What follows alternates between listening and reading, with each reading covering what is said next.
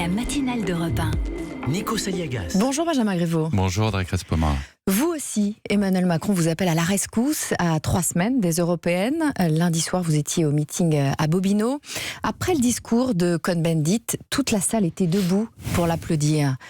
Vous ne croyez pas qu'il aurait fait une meilleure tête de liste que Nathalie Loiseau ?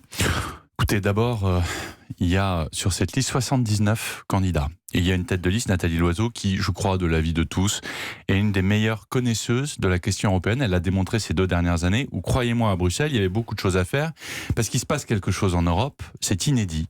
C'est le Brexit. On a un pays, parmi les pays, pas fondateurs, mais en tout cas qui a accompagné le mouvement européen depuis le premier jour, quasiment, qui a décidé de partir. Nathalie Loiseau, c'est celle qui, depuis 2 ans, a défendu les intérêts de la France et les intérêts de l'Union européenne face à ceux qui ont joué avec le feu et qui se sont brûlés les doigts. Mais si le président a dû se fâcher contre ses ministres pour qu'ils aillent soutenir Nathalie Loiseau dans les meetings, c'est bien la preuve qu'elle n'est pas tout à fait à la hauteur. Vous savez, je ne sais pas s'il s'est fâché contre ses ministres. D'abord, vous êtes tous appelés à la rescousse. Mais l'Europe, c'est l'affaire de tous, pas seulement des candidats, pas seulement des ministres, pas seulement des députés, c'est l'affaire des Français. Et on a, depuis maintenant quelques semaines, une campagne bien étrange. Une campagne bien étrange. On parle de tout, sauf de l'Europe. On parle d'un référendum contre Emmanuel Macron, on parle de politique nationale, on ne parle pas d'Europe. Donc, moi, je suis venu vous parler nationale, c'est aussi le président qui a mené un grand débat jusque-là. Vous parlez d'Europe. Benjamin Griveaux, précisément, que vous a demandé Emmanuel Macron à pas dire du bien de Nathalie Loiseau ? Que si on veut une France forte, on a besoin d'une Europe forte. Et que, à nouveau, il y a un contre-exemple sous nos yeux, c'est le Brexit. Regardez, depuis que les Britanniques se sont engagés sur cette voie, l'économie britannique va moins bien, le pouvoir d'achat a baissé, les salaires sont en difficulté, alors que ça n'est pas là. Mais il y a des anticipations. L'industrie britannique le paye cher. La fameuse City, on accueille à Paris, et j'ai été un de ses artisans. Les banques américaines, les banques londoniennes qui étaient installées à la City rapatrient une partie de leurs activités à Paris. C'est une bonne nouvelle pour Paris, mais je vais vous dire, c'est une mauvaise nouvelle. Pour Londres, c'est une mauvaise nouvelle pour la Grande-Bretagne et une mauvaise nouvelle pour l'Europe. Et donc, si on ne veut pas faire les apprentis sorciers, si on veut une France forte, on a besoin d'une Europe forte. Le président a dit hier qu'il mettrait toute son énergie pour que le Rassemblement national ne soit pas en tête aux européennes. Mais si le parti de Marine Le Pen est en tête dans de nombreux sondages, c'est justement à cause de la politique qu'il a mise en place avec toute son énergie. J'ai entendu que Madame Le Pen expliquait que si l'élection, le Rassemblement national terminait en tête, il fallait que Emmanuel Macron démissionne. En fait, elle explique effectivement, en y mettant toute son énergie, il valide l'idée d'un référendum pour ou contre lui. À chaque fois qu'elle avait perdu une élection, elle avait quitté la vie politique, Marine Le Pen, on en serait débarrassé depuis longtemps. Ça, c'est la première chose. Marine Le Pen, elle a une obsession, c'est elle-même. Elle s'en fiche du pays. Elle se fiche de l'avenir de l'Union européenne. Elle veut une revanche de l'élection présidentielle.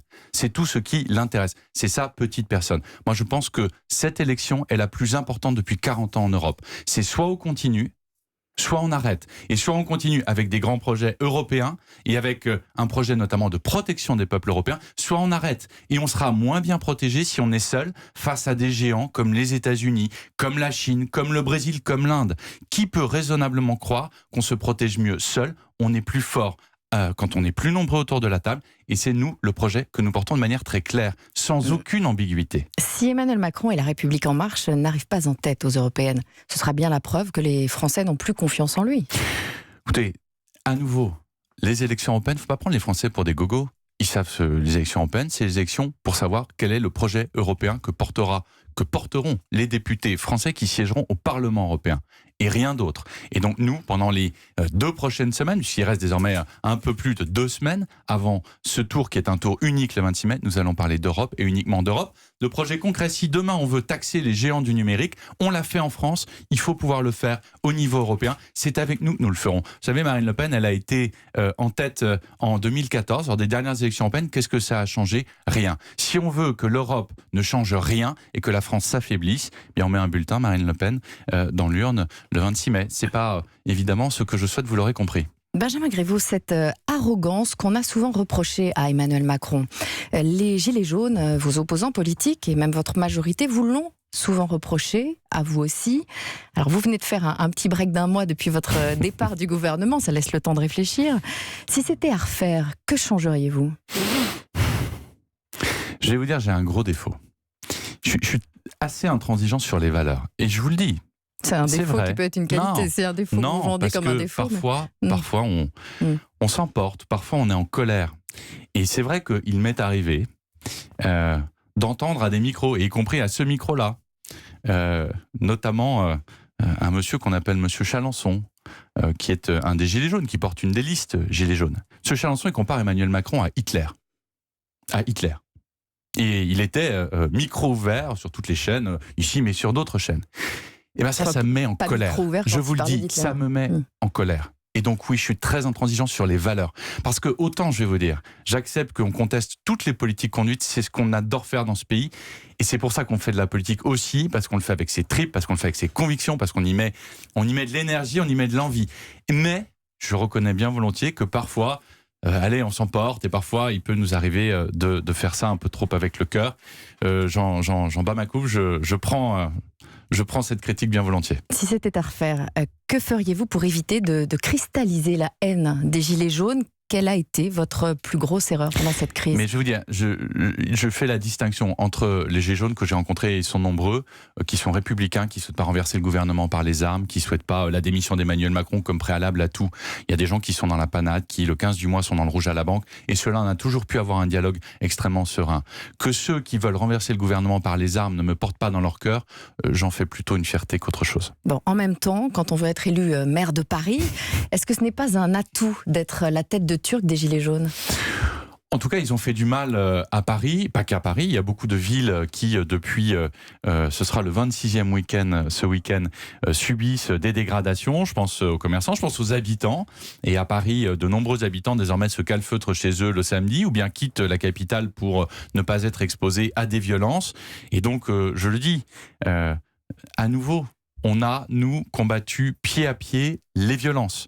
Le droit de manifester, il est garanti, mais quand on manifeste, on le fait sans armes à destination dans son sac, sans partir avec des pavés, sans avoir des baramines dissimulées, sans être masqué. On fait ça à visage découvert. La démocratie, ça se vit à visage découvert. Quand on se masque, quand on fuit la police, quand on attaque la police, c'est qu'on a quelque chose sans doute à se reprocher. En revanche, pour devenir maire de Paris, est-ce toujours un atout d'être un proche d'Emmanuel Macron ?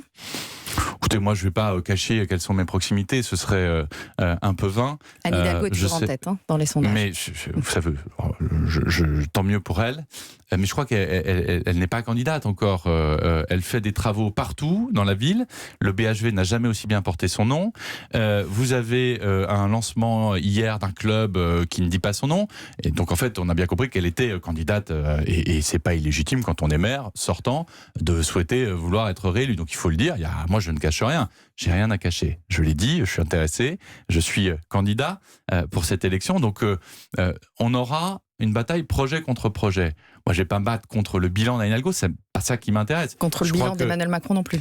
Mais évidemment pas. Ce qui intéresse les Parisiens, c'est leur vie du quotidien. C'est qu'est-ce qu'on fait concrètement pour améliorer les questions de transport, les questions de pollution, les questions de propreté, etc. C'est ça une élection municipale et rien d'autre. Donc c'est sur cela que les Parisiens jugeront, comme de la même manière, les Français jugeront la question européenne sur l'Europe et sur le projet européen porté par les listes et sur rien d'autre.